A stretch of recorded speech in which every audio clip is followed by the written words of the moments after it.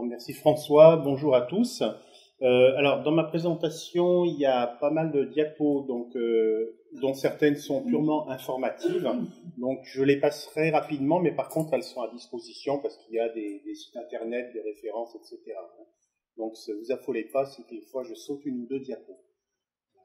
Donc, parler de maladies d'élevage et faune sauvage, c'est parler du concept One Health, c'est-à-dire le fait qu'il y a effectivement une circulation des pathogènes entre les animaux domestiques, la faune sauvage, on est en plein dedans, et également la santé humaine.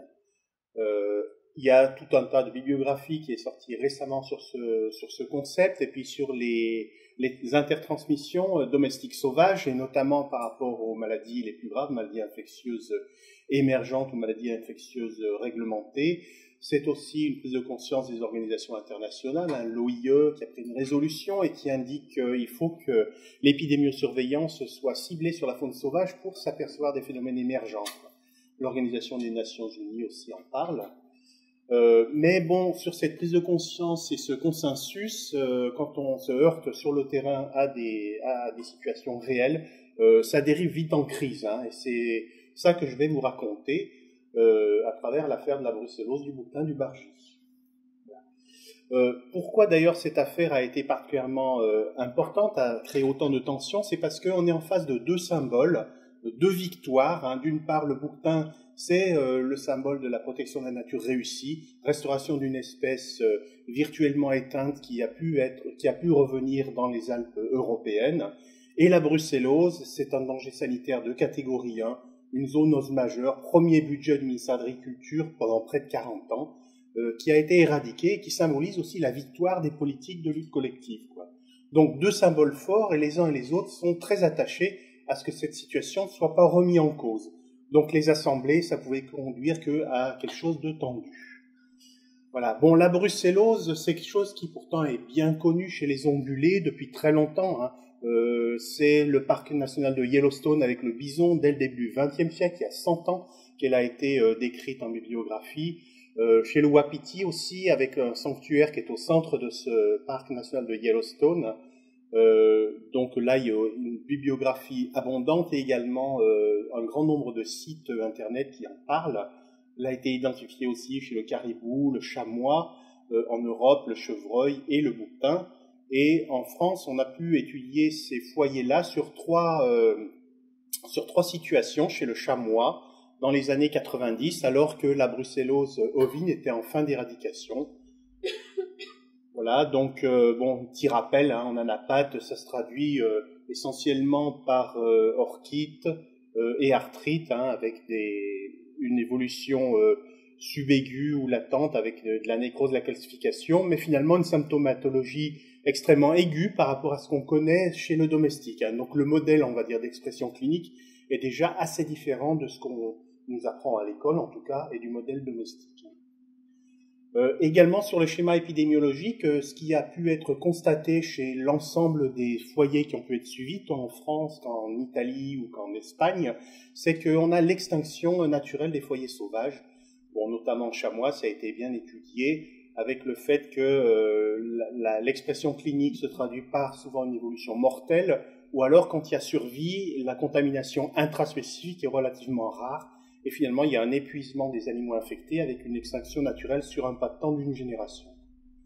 Concernant le bouquetin aussi, on a quelques références de foyers sauvages, notamment dans le parc national du Grand Paradis, où il y a une épidémie dans les années 90-2000, donc avec une vallée qui était plus particulièrement touchée et qui correspondait à un foyer domestique caprin qui avait sévi dans ces eaux-là. Et pareil, un bilan qui a été fait en 2012 avec une publication en cours montre que la situation s'est éteinte spontanément. Alors du coup, le fait d'avoir été confronté dans le massif du Bargy à une situation totalement inédite a vraiment tout remis en question. Donc une population avec un très haut niveau de prévalence qui a persisté pendant plus de 15 ans et qui de surcroît a engendré une contamination humaine, donc un caractère de gravité extrême. D'où question, qu'est-ce qui s'est passé alors dans ce cas-là? Et puis comment gérer à la fois le risque pour la santé publique et prendre en compte le statut d'espèce protégée du bouquetin des Alpes. Donc on va parler de ce cas, du Bargy, donc où comment assembler l'expertise scientifique, la gestion politique et le conflit sociétaux. Alors, quelques éléments de contexte.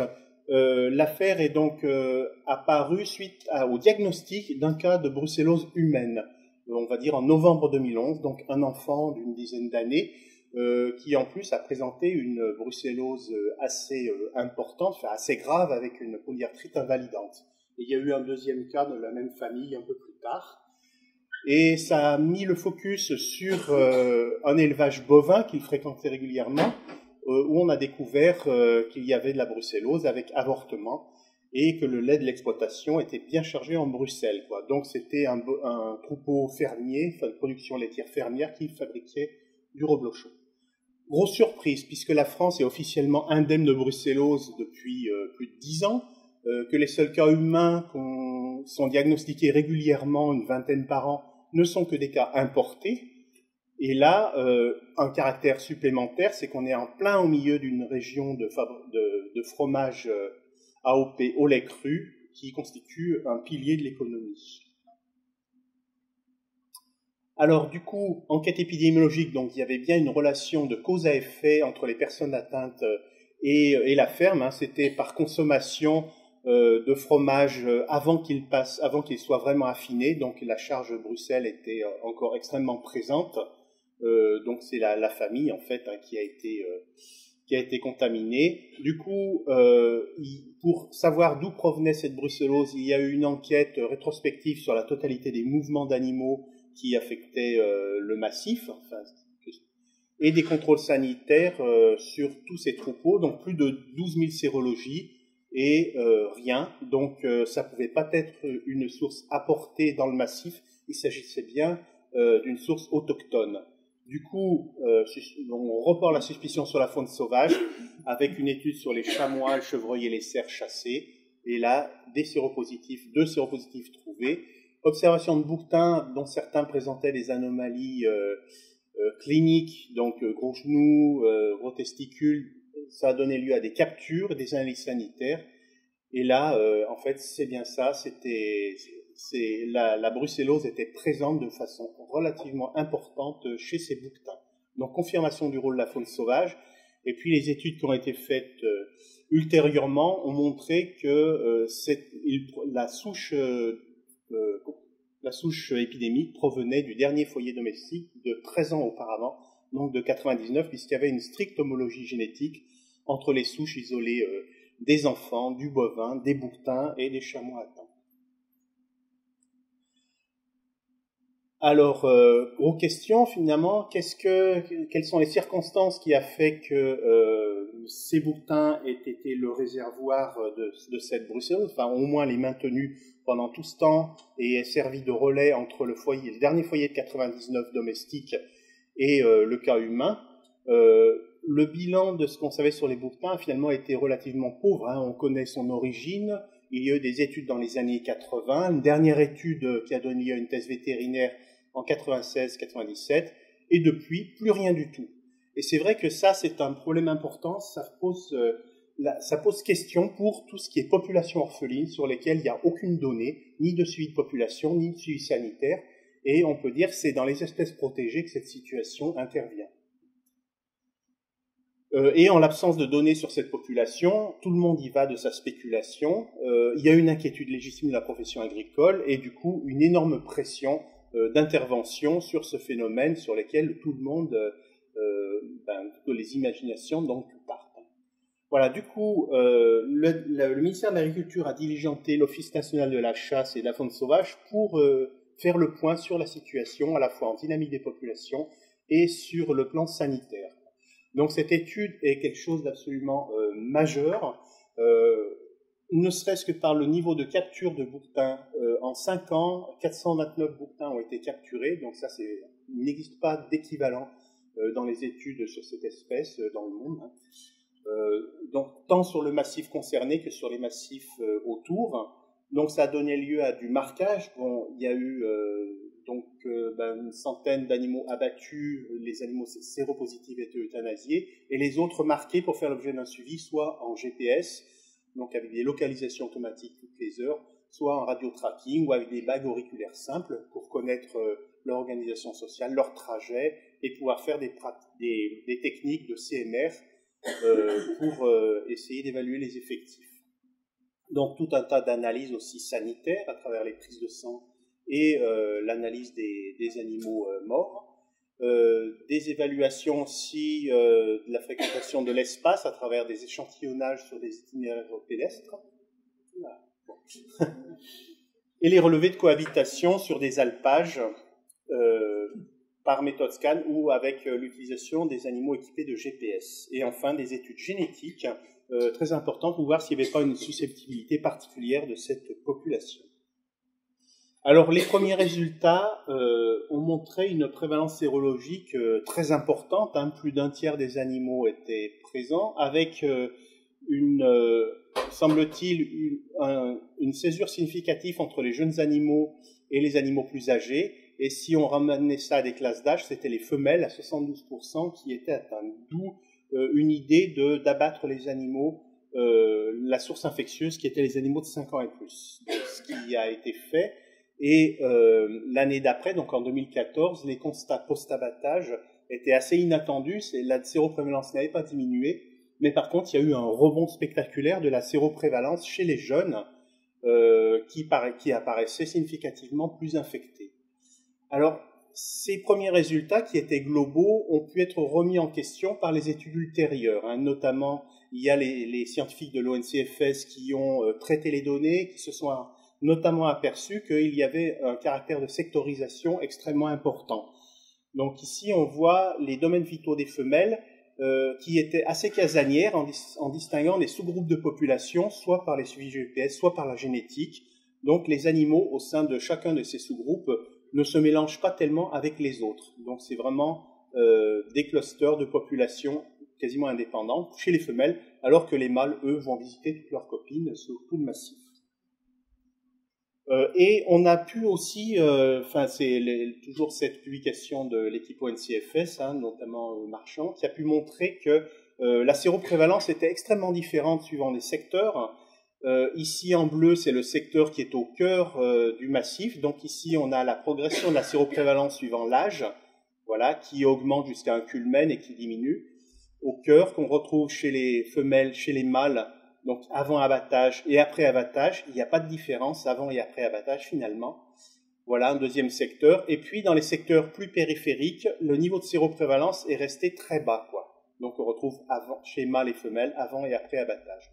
Donc une sectorisation de l'infection au cœur du massif et très peu en périphérie. Bon, sur l'étude de cohabitation, elle a montré que finalement l'exposition au risque de contamination était relativement modérée et en plus localisée que sur quelques alpages du bouquetin vers les bovins ou ovins ou caprins, et pareil pour les chamois. Et par contre, en succession sur les mêmes lieux, durant la période de survie des brucellas, il y a 2 alpages qui étaient nettement... Ah oui, c'est qui étaient nettement plus incriminés. Donc, voilà, Chalet-Neuf et Collézanne. Et les études de trajectométrie avec les colis GPS aussi, qui faisaient le point sur la période de fréquentation des alpages. Donc, le taux journalier passé dans les alpages montrait que c'était au printemps, et dès qu'arrivaient les troupeaux, ça s'annulait, ça devenait extrêmement réduit. Donc, au final... un risque de contamination qui est restreint à quelques alpages sur tout le massif, un niveau de risque qui reste assez modéré, et par contre, quelque chose d'incompréhensible, c'est que le cas avéré de contamination du bovin, il s'est traduit sur un alpage où normalement il n'y aurait jamais dû y avoir de risque, c'est-à-dire que là les bovins sont dans des prés clôturés en périphérie du hameau, ici, et puis les chamois sont là et les bouquetins sont dans les falaises au-dessus, ne se rencontrent jamais, quoi. Alors qu'à l'inverse, on a des situations où bouquetins et chèvres étaient tranquillement ensemble, et là où il ne s'est jamais rien passé. Donc, gestion du foyer, il y a eu un certain nombre de mesures de renforcement des prophylaxies, des contrôles. notamment un suivi mensuel sur le lait en période d'estive. Et pour les bouquetins, différentes opérations avec soit capture, test des animaux, euthanasie des positifs et libération des négatifs avec une marque. Donc là, sur les 300 et quelques animaux capturés, 99 ont été comme ça euthanasiés. Et puis sinon, quelques opérations d'abattage qui ont totalisé 339 individus. Et en matière d'effectifs, on peut voir, ici c'est les données anciennes, là l'estimation des effectifs avant abattage, donc qui était aux environs de 600, et l'effectif actuel qui est de moitié, avec quasiment plus d'un tiers d'animaux qui sont aujourd'hui marqués, donc contrôlés séronégatifs à la capture et relâchés. Alors, tout ça, ça s'est inscrit dans un contexte de débat de société assez important, dont je retrace les principaux éléments. Tout d'abord, une énorme pression du monde de l'élevage qui estimait qu'il avait une épée de Damoclès sur la tête et que, eux étant obligés d'abattre les troupeaux, il fallait que les bouquetins subissent le même sort pour arriver aux fins d'éradication qui avaient si bien réussi. Donc cette pression, relayée par les politiques, a conduit le préfet de Haute-Savoie à faire une demande d'abattage de toute la population du Bargy. Donc le CNPN a demandé de surseoir à la décision. Ensuite, un nouveau passage de la demande d'abattage demandant, avec comme solution préconisée par le CNPN, soit l'abattage des seuls séropositifs après capture, sinon les animaux les plus atteints, les plus de 5 ans. Donc du coup, très rapidement, un arrêté préfectoral qui utilise la deuxième solution, et dans la semaine, les opérations ont été déclenchées, qui étaient prêtes avec une opération policière de grande envergure, 250 agents, CRS, gendarmes, pompiers, etc. sur le site pour tout boucler et donc abattre les animaux. Les associations de protection de la nature qui sont un peu prises sur le fait et qui réagissent, avec notamment attaque au tribunal administratif, etc., mais qui ne donnent pas grand-chose. Puis en 2014, du coup, face aux résultats surprenants donnés par cet abattage, il y a beaucoup de questionnements et préparation d'une saisine de l'ANSES par les ministères. Mais sous la pression politique, cette saisine est retirée par les cabinets et ce sont les associations de protection de la nature qui reprennent cette saisine et qui la déposent à la fin de l'année. Avec également, du coup, de la part de l'ANSES, des précautions redoublées sur les conflits d'intérêts par rapport aux experts qui ont été recrutés. Alors, suite à ça, nouvelle demande du préfet pour finir le travail, donc qui est rejetée, positionnement de la communauté scientifique, et le préfet reformule sa demande avec quelque chose qui est plus en faveur du bouquetin, donc destruction de tous les bouquetins avec réintroduction derrière. Donc c'est également rejeté. En 2015, encore une demande du préfet d'abattage de tous les bouquetins une fois qu'il a capturé un certain nombre et sélectionné les négatifs marqués.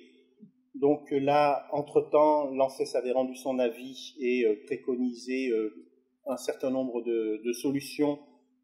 Donc le CNPN souhaite que ces solutions soient reprises. Mais donc l'avis est demandé le 15 septembre et le 16 septembre, le préfet dégaine un nouvel arrêté ordonnant l'abattage. Requête OTA, mais ça démarre quand même. Et par contre, après, ce sont des manifestations sur les lieux des associations avec quelques gens en prison, etc., qui ont créé un peu le buzz. Et c'était à l'époque où, à Notre-Dame-des-Landes, il y avait eu un mort, donc la ministre a ordonné d'arrêter les abattages. Et puis, derrière, c'est la COP21 et les fondations, un certain nombre d'hommes célèbres qui prennent aussi la défense des solutions. Donc jusque-là, voilà, c'était quelle place pour l'expertise scientifique dans ce débat. Donc vous voyez l'image qui illustre ce qu'il en est. Et par contre, les choses changent complètement en 2016, puisqu'il y a à la fois, issu de la COP21, une feuille de route ministérielle co-signée par Agriculture, Environnement et Secrétariat à la Biodiversité, qui demande de prendre en compte les résultats de la vie et une médiation environnementale, ce qui est fait, et surtout un énorme travail de fond d'explication des éléments de la saisine, à la fois par l'ONCFS et l'ANSES, qui commence à convaincre, sur la base d'un raisonnement scientifique, les ministères. Donc finalement, l'expertise commence à voir le jour après 3 ans d'incompréhension. Et puis, autre élément, le tribunal administratif juge sur le fond et rejette l'arrêté d'abattage. Donc, il faut recommencer. Bon, les organisations agricoles, les hommes politiques reviennent au créneau, interpellent directement le président de la République qui demande au préfet, malgré tout, d'abattre séance tenante les bouquetins. Ça n'a pas été fait, donc les 3 ministères concernés ont réagi.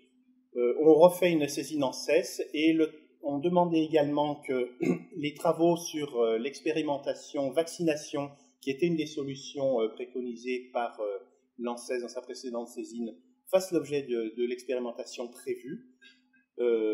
Donc ces travaux ont lieu en 2017 et le rendu des travaux, extrêmement récent, juillet à septembre 2007, ont fait l'objet d'un passage au CNPN récent et il y a 4 jours d'une consultation publique. Donc, je finis rapidement. Bon. Voilà, donc les saisines sont là, j'ai les adresses, vous avez les liens internet, vous pourrez les lire. Donc là, c'est tout ce qui est garantie de confidentialité et de non-lien avec le sujet. Simplement, les grands éléments, c'est que la première saisine étudiait 19 scénarios et retenait 10 grands scénarios en regardant les intérêts et les inconvénients. Donc, soit l'option ne rien faire, éventuellement renforcée par de la vaccination et renforcée par de la biosécurité, soit capture contrôlée et euthanasie des positifs relâchés des négatifs, avec ou sans vaccination et biosécurité, soit capture d'un grand nombre d'animaux négatifs, puis ensuite abattage des autres, soit alors tout abattre. Donc là, ça fait l'objet d'une modélisation où on voit que dans un grand nombre de scénarios, quand ils sont pris tout seuls, par exemple ici ne rien faire, ou ici avec abattage, après l'opération, ça repart, finalement, c'est juste reculer pour mieux sauter. Et dans tout ça, ce qui sort, c'est que toutes les solutions simples sont vouées à l'échec, qu'il ne peut s'agir que du long terme, et que toutes les solutions qu'on met dans plusieurs mesures, dont la vaccination, sont les seules qui ont une chance de réussir, et que si on applique de la biosécurité, on a du gain. Ensuite, l'expérimentation sur le vaccin Révin donc a été faite de fin 2016 à 2017, dont également grosse manip, en comparant bouquetin et chèvre, qui a fait l'objet de campagnes de vaccination depuis plusieurs décennies, et ça concerne des millions d'animaux. Et là, les résultats sont mitigés. Les brucellosis vaccinales ont un fonctionnement exacerbé, on va dire, chez le bouquetin. Et surtout, ce qui est gênant, c'est qu'il y a une expression qui vient brouiller le dépistage. Et puis, enfin, la dernière saisine, qui, en fait, prend en compte des nouveaux résultats apportés par l'ONCFS, qui sont extrêmement importants pour requalifier un peu. On change de paradigme. Il ne s'agit plus d'éradiquer la brucellose, mais de diminuer la source infectieuse pour tendre vers l'évolution naturelle. Donc là, la probabilité devient carrément faisable. Sectoriser les scénarios, c'est-à-dire intervenir au cœur du massif et seulement surveiller les zones périphériques avec 2 outils, c'est capture, test, euthanasie des séropositifs, marquage des séronégatifs, ou abattage indiscriminé des non marqués, sachant que les marqués étaient séronégatifs au moment de la capture. Et également l'option de ne pas intervenir qui est examinée parce que, notamment, le risque d'accident pour les agents de terrain dans la haute montagne est non négligeable et il serait quand même complètement paradoxal d'avoir un accident sur des agents de l'État alors que le risque est qualifié de quasi nul pour l'homme. Voilà, donc beaucoup d'informations qui restent encore à traiter, donc un niveau d'incertitude élevé, et surtout mettre en avant des notions de gestion adaptative, c'est-à-dire au fur et à mesure de l'acquisition des données, savoir faire évoluer les décisions, et notamment les baser sur de la concertation. Voilà, donc c'est un dossier à suivre, et il y a en ce moment la consultation publique sur ce dossier.